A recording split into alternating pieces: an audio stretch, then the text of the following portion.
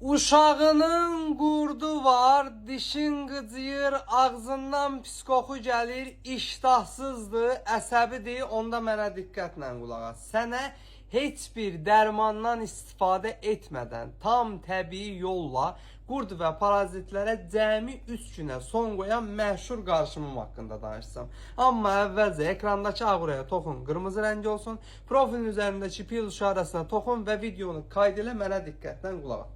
Çox paylaşmışam, yenə deyirəm. 5 diş sarımsaq götürürsən, əzirsən, üstünə 200 ml bir stəkan qaynar süd əlavə edib 20-25 dəqiqə dəmlədirsən.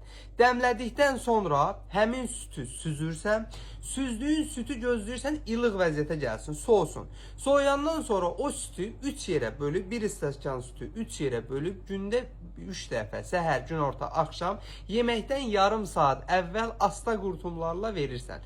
Bağırsağında nə qədər qurd var, parazit var, istər uşaq, istər böyük, hamısını töküb gətirəcək, bağırsaqları edəcək gül kimi.